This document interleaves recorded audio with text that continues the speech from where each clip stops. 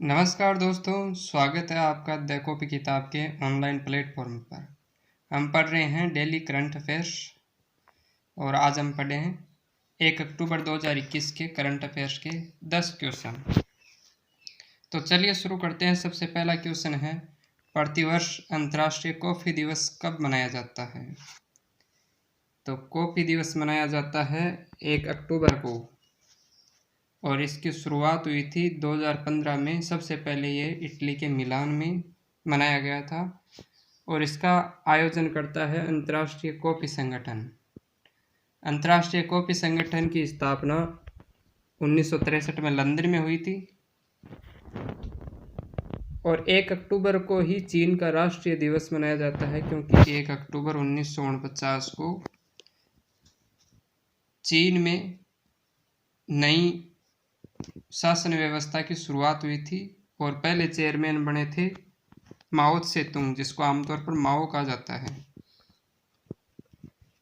चीन की राजधानी बीजिंग है, मुद्रा युआन या रेमन भी है और इसके वर्तमान राष्ट्राध्यक्ष है शी जिनपिंग।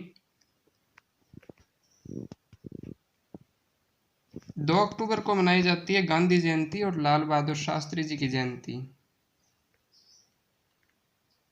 जबकि 1 अक्टूबर को अंतर्राष्ट्रीय वृद्धजन दिवस यानी इंटरनेशनल सीनियर सिटीजन डे मनाया जाता है। इसकी शुरुआत 1 अक्टूबर 1991 को हुई थी और इसकी घोषणा दिसंबर 1990 में संयुक्त राष्ट्र संघ यूएनओ द्वारा की गई थी। कॉफ़ी दिवस 1 अक्टूबर को मनाया जाता है और इसकी शुरुआत 2015 में हुई थी और कॉफ़ी का सबसे बड़ा उत्पादक देश है ब्राज़ील।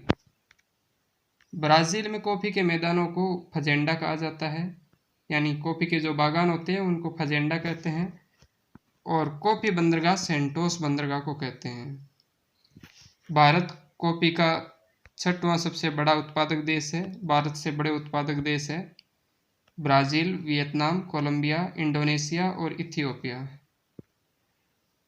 कॉफ़ी की उत्पत्ति यमन और इथियोपिया के दक्षिणी हिस्सों और पहाड़ी क्षेत्रों में मानी गई है। वहाँ पर इथियोपिया के एक बकरी चरवाहे काल्दी ने सबसे पहले कॉफ़ी के बीन्स की खोज की थी। भारत विश्व की कुल कॉफ़ी उत्पादन का 4% उत्पादन करता है। कॉफ़ी की खोज यमन के आसपास हुई थी और यमन ये मध्य पूर्व का देश है और एशिया महाद्वीप में पड़ता है और इसके पड़ोसी देश हैं ओमान और सऊदी अरब। यमन की राजधानी साना है और यह लाल सागर से सीमा बनाता है।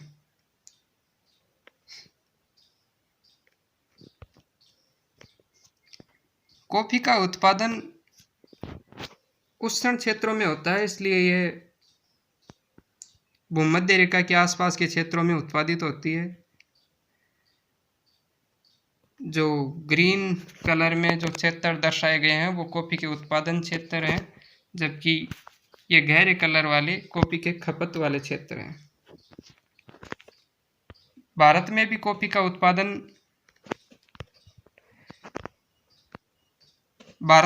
का उत्पादन सबसे ज़्यादा कर्नाटक राज्य में होता है और दूसरे नंबर पर केरल है, तीसरे नंबर पर तमिलनाडु है।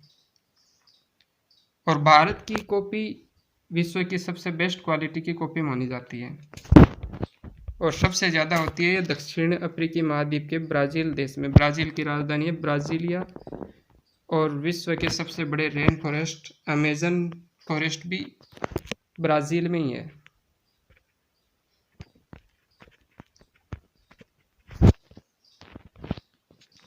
अगला क्वेश्चन है, नजला बोडेन-रॉमधोने किस देश की पहली महिला प्रधानमंत्री बनी है?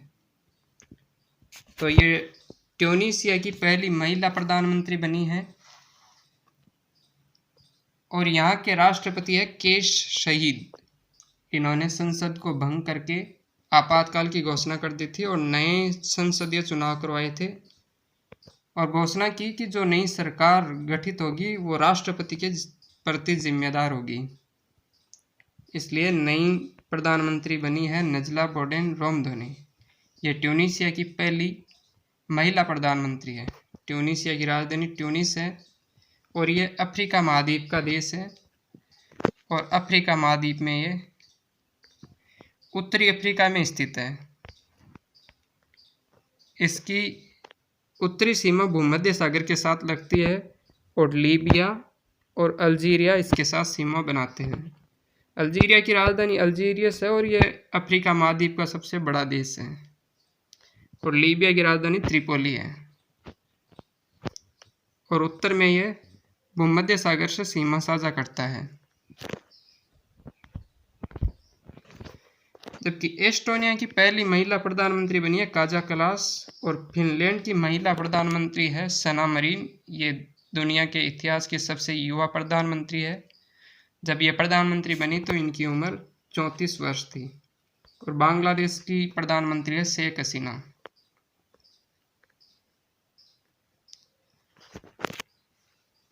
जापान के नए पीएम बने हैं फूमियो किशिदा। ये योशिहिदे सुगा के स्थान पर बने हैं। और इजराइल के प्रधानमंत्री बने हैं नेफ्ताली बेनेट और राष्ट्रपति नए हैं इशाक हर्जोग। ईरान के राष्ट्रपति हैं इब्राहिम रईसी। और यूएसए के नए राष्ट्रपति हैं जो बाइडेन, जो इस साल 20 जनवरी को शपथ ली थी। और ये 46वें नंबर के राष्ट्रपति हैं। इनसे पहले 45वें नंबर पर डोनाल्ड ट्रंप थे। और अमेरिका की 49वीं उपराष्ट्रपति बनी है कमला हैरिस। यह अमेरिका की पहली उपराष्ट्रपति है। तीसरा क्वेश्चन है अमृत ग्रैंड चैलेंज प्रोग्राम जन केयर का संबंध किस मंत्रालय से है? तो यह है विज्ञान और तकनीकी मंत्रालय। इसके मंत्री हैं डॉक्टर जितेंद्र सिंह। और ये जन केयर प्रोग्राम आज़ादी की 75वीं वर्षगांठ के उपलक्ष्य में आयोजित अमृत महोत्सव के तहत शुरू किया गया है। शिक्षा मंत्रालय के मंत्री हैं धर्मेंद्र प्रधान। और वाणिज्य और उद्योग मंत्रालय और कपड़ा मंत्रालय के मंत्री हैं पीयूष गोयल। ये पहले रेल मंत्री हुआ करते थे परंतु अब रेल मंत्री अश्विनी वैष्णव है। सहकारिता मंत्रालय के मंत्री हैं अमित शाह और ये गृह मंत्री भी हैं। और सहकारिता मंत्रालय भारत का सबसे नवीनतम मंत्रालय है। इसका गठन 2021 में ही किया गया है और इसके पहले मंत्री अमित शाह बने। जहाज रानी और आयुष मंत्रालय के मंत्री हैं सर्बानंद सोनोवाल, जो कि पहले असम के मुख्यमंत्री हुआ करते थे। असम के नए मुख्यमंत्री हैं हेमंता बिस्वा शर्मा। जबकि नागरिक उड्डयन मंत्री हैं ज्योतिरादित्य सिंधिया। स्वास्थ्य एवं परिवार कल्याण मंत्री हैं मनसुख मंडाविया। चौथा क्वेश्चन है राइट लाइवलीहुड अवार्ड 2021 किस भारतीय एनजीओ को दिया गया? तो राइट लाइवलीहुड अवार्ड 2021 ये स्वीडन में दिया गया था और इसको वैकल्पिक नोबेल पुरस्कार भी कहते हैं, यानी अल्टरनेटिव नोबेल अवार्ड। ये भारत की एक संस्था है लाइफ, जिसकी फुल फॉर्म है legal initiative for forest and environment. इसको ये दिया गया है। इसके साथ ही ये 3 और लोगों को दिया गया है। ये एक एनजीओ है, बाकी 3 लोगों को, यानी कुल मिला के 4 अवार्ड ये दिए गए हैं, जिसमें मार्थे वांडो जो कि कैमरून के हैं और व्लादिमीर स्लिवियाक ये रूस के हैं और फ्रेडा ह्यूसन ये कनाडा के हैं। इन 4 को ये अवार्ड प्रदान किया गया है। लाइफ को यह अवार्ड एनवायरनमेंट के क्षेत्र में विशेष कार्य करने के लिए प्रदान किया गया है। ये अवार्ड स्वीडन में दिया जाता है।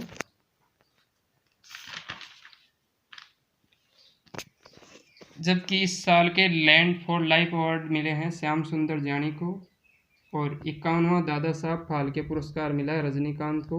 छत्तीसगढ़ वीरानी पुरस्कार मिला है द्युति चंद को ई पंचायत पुरस्कार मिला है उत्तर प्रदेश को।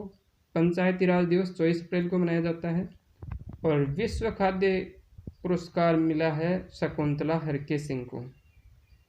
विश्व खाद्य दिवस 16 अक्टूबर को मनाया जाता है।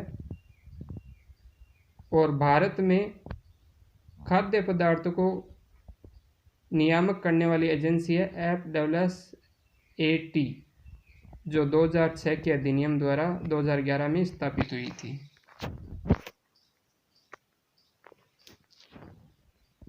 और अंतर्राष्ट्रीय रेंजर पुरस्कार मिला है महेंद्र गिरी को। और शांति स्वरूप भटनागर पुरस्कार मिलता है विज्ञान एवं तकनीक के 7 क्षेत्रों में। और इस साल ये 11 व्यक्तियों को दिया गया है। जबकि ग्रैमी अवार्ड मिलता है संगीत के क्षेत्र में और एमी अवार्ड मिलता है टेलीविजन के क्षेत्र में। अगला क्वेश्चन है ल्यूसी LUCY मिशन किस अंतरिक्ष एजेंसी से संबंधित है? तो ये अंतरिक्ष एजेंसी है नासा, जो कि अमेरिका की अंतरिक्ष एजेंसी है। और ये अभी एक मिशन लॉन्च करेगी ल्यूसी नाम से, जो कि अमेरिका के फ्लोरिडा से लॉन्च होगा और 16 अक्टूबर 2021 को लॉन्च किया जाएगा। ये किससे संबंधित है? तो यह है बृहस्पति ग्रह के ट्रोजन उपग्रह को ये एक्सप्लोर करेगा। और 16 अक्टूबर 2021 को लॉन्च किए जाने के बाद ये 12 साल से ट्रोजन उपग्रह पर पहुंचेगा।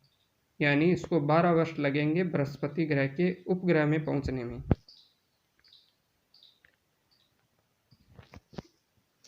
इसरो भारत की अंतरिक्ष एजेंसी है। इसके चेयरमैन है के सिवान और मुख्यालय है बेंगलुरु में। और इसकी स्थापना हुई थी 1969 में।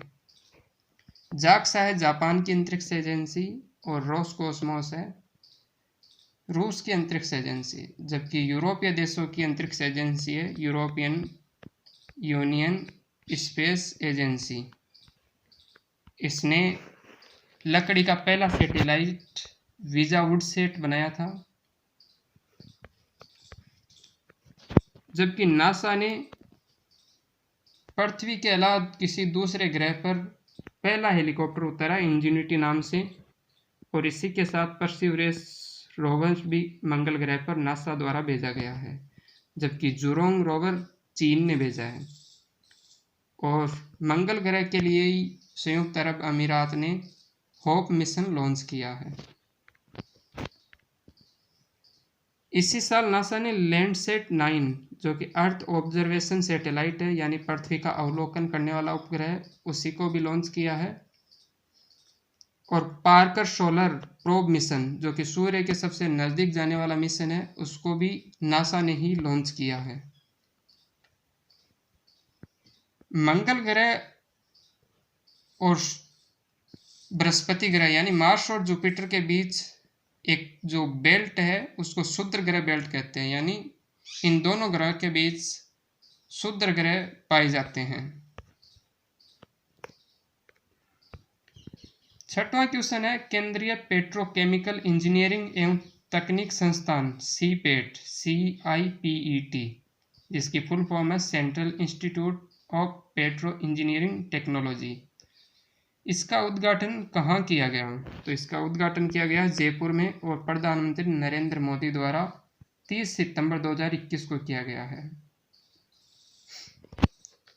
जबकि खादी प्राकृतिक पेंट, जो कि गोबर से तैयार होता है, इसका लॉन्चिंग भी जयपुर में कुमारप्पा इंस्टीट्यूट द्वारा इसी साल किया गया है।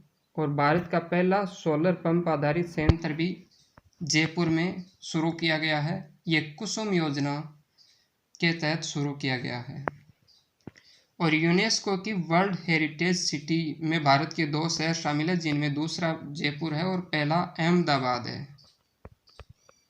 अहमदाबाद को साल 2017 में शामिल किया गया था, जबकि जयपुर को 2019 में शामिल किया गया। राजस्थान में 1 मई 2021 को स्वास्थ्य बीमा उपलब्ध कराने के लिए चिरंजीवी योजना शुरू की गई थी। ये सभी को स्वास्थ्य बीमा उपलब्ध कराने वाली देश की पहली योजना है। रसायन और उर्वरक मंत्रालय के मंत्री हैं मनसुख मंडाविया, ये स्वास्थ्य और परिवार कल्याण मंत्री भी हैं। और बुनकर सेवा और डिजाइन संसाधन केंद्र अभी हाल ही में हिमाचल प्रदेश के कुल्लू में स्थापित किया गया है। अगला क्वेश्चन है, प्रधानमंत्री पोषण योजना यानी पीएम पोषण शक्ति निर्माण योजना का संबंध किससे है? तो यह है स्कूली बच्चों से, और ये 2021 से 2025 तक 5 साल के लिए मिड डे मील के स्थान पर शुरू की गई योजना है। इसका उद्देश्य है कक्षा 1 से 8वीं तक के बच्चों को स्वच्छ भोजन उपलब्ध कराना। मिड डे मील योजना 1995 में शुरू हुई थी, और इसी मिड डे मील योजना को बदलकर अब प्रधानमंत्री पोषण योजना नाम दिया गया है, और ये 5 साल का पायलट प्रोजेक्ट है। जबकि उज्ज्वला योजना शुरू की गई थी 1 मई 2016 को, और इसका दूसरा चरण 10 अगस्त 2021 को यूपी के महोबा से शुरू किया गया है। सौभाग्य योजना, जिसके हाल ही में 25 सितंबर 2021 को 4 साल पूरे हुए हैं, इसकी शुरुआत हुई थी 25 सितंबर 2017 को। सौभाग्य योजना, जिसकी फुल फॉर्म है सहज बिजली हर घर योजना। और किसान सम्मान निधि योजना 24 फरवरी 2019 को उत्तर प्रदेश के गोरखपुर से शुरू हुई थी। जबकि आयुष्मान भारत योजना 23 सितंबर 2018 को झारखंड की राजधानी रांची से शुरू हुई थी। रांची कर्क रेखा के सबसे नज़दीक स्थित राजधानी है। मिस्र इंद्रधनुष टीकाकरण को बढ़ावा देने के लिए शुरू किया गया था 25 दिसंबर 2014 को। 25 दिसंबर को सुशासन दिवस मनाया जाता है, जो कि अटल बिहारी वाजपेयी जी की जयंती है। मिशन इंद्रधनुष टीकाकरण को बढ़ावा देने के लिए है, जबकि इंद्रधनुष योजना बैंकिंग सुधार कार्यक्रम से संबंधित है। अगला क्वेश्चन है, किस देश ने ह्वांगसोंग 8 नामक हाइपरसोनिक मिसाइल का सफल परीक्षण किया है? तो ये हाइपरसोनिक ये मिसाइल है जिसकी स्पीड 5 मैक से अधिक होती है, यानी ध्वनि की स्पीड होती है 1 मैक, उसकी 5 गुना स्पीड वाली जो मिसाइल है उसको हाइपरसोनिक मिसाइल कहते हैं। जबकि सुपरसोनिक मिसाइल की स्पीड होती है 2.5 मैक, और सबसोनिक मिसाइल की स्पीड होती है 1 मैक से कम। तो हाल ही में उत्तर कोरिया ने हाइपरसोनिक मिसाइल, जिसका नाम है ह्वांगसोंग 8, इसका सफल परीक्षण किया है। और ये उत्तर कोरिया है, एशिया महाद्वीप में स्थित है, और इसके तानाशाह है किम जोंग उन।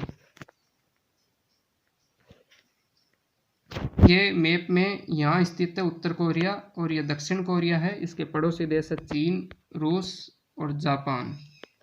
उत्तर कोरिया ने ह्वांगसोंग 8 नामक हाइपरसोनिक मिसाइल का परीक्षण किया है। और उत्तर कोरिया और दक्षिण कोरिया के बीच में जो सीमा रेखा है उसको कहते हैं 38वीं उत्तरी अक्षांश समानांतर रेखा। ये उत्तर कोरिया इस मैप में यहाँ है, और ये दक्षिण कोरिया है, और ये चीन है, ये मंगोलिया है, ये रूस है, और ये भारत है, और इधर जापान है। तो ये देश है उत्तर कोरिया। जापान की अंतरिक्ष एजेंसी जाक्सा है। दक्षिण कोरिया की राजधानी सियोल है, उत्तरी कोरिया की राजधानी प्योंगयांग है। सुपरसोनिक मिसाइल की स्पीड 2.5 मैक से कम होती है। इसका परफेक्ट उदाहरण है ब्रह्मोस मिसाइल, जो कि भारत और रूस के सहयोग से बनाई गई है। ब्रह्मोस में इसका नाम रूस की मॉस्कोवा नदी और भारत की ब्रह्मपुत्र नदी के नाम से लिया गया है। भारत ने अभी निर्भय नामक सबसोनिक मिसाइल का भी परीक्षण किया है, जिसकी स्पीड 1 मैक से कम होती है, उसको सबसोनिक मिसाइल कहते हैं।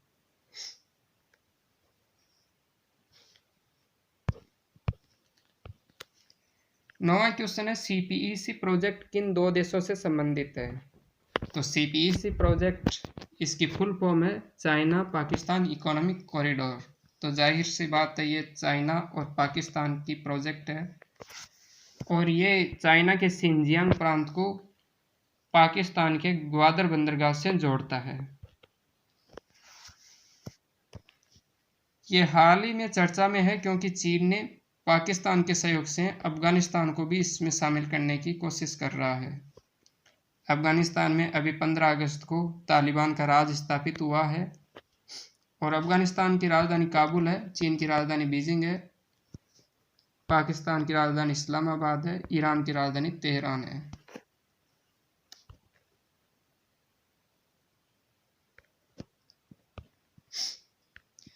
दसवां क्वेश्चन है, भारत की पहली gender neutral human papilloma virus यानी HPV वैक्सीन गार्डसिल 9 किसके द्वारा लॉन्च की गई है?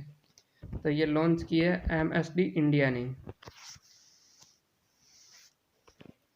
ये वायरस जो HPV वायरस है ये सर्वाइकल कैंसर के लिए जिम्मेदार होता है, और इसके लिए अभी वैक्सीन बनाई है गार्डसिल 9 नाम से MSD इंडिया ने, जो कि न्यूट्रल ह्यूमन वैक्सीन है, जेंडर न्यूट्रल ह्यूमन वैक्सीन है। और भारत बायोटेक ने बनाई है कोवैक्सीन नाम से कोरोना की वैक्सीन, और सीरम इंस्टीट्यूट ने बनाई है कोविशील्ड नामक कोविड-19 की वैक्सीन। जबकि जाइकोवा-डी पहली ट्रिपल डोज वैक्सीन है भारत की, और ये DNA बेस्ड वैक्सीन है। DRDO भारत का अनुसंधान संस्थान है जिसका मुख्यालय दिल्ली में है, और इसकी स्थापना 1 जनवरी 1958 को हुई थी, और इसके चेयरमैन है G सतीश रेड्डी। न्यूपोसिल नामक वैक्सीन न्यूमोनिया की वैक्सीन है, जबकि स्पुतनिक 5 वैक्सीन है कोरोना की पहली मान्यता प्राप्त वैक्सीन। ये रूस के द्वारा बनाई गई है, और स्पुतनिक लाइट जो कि रूस के द्वारा बनाई गई है, ये पहली सिंगल डोज वैक्सीन है। ये थे आज के 10 क्वेश्चन। अब हम पढ़ते हैं कल के क्वेश्चनों का रिवीजन, यानी 30 सितंबर के क्वेश्चनों का रिवीजन कर लेते हैं।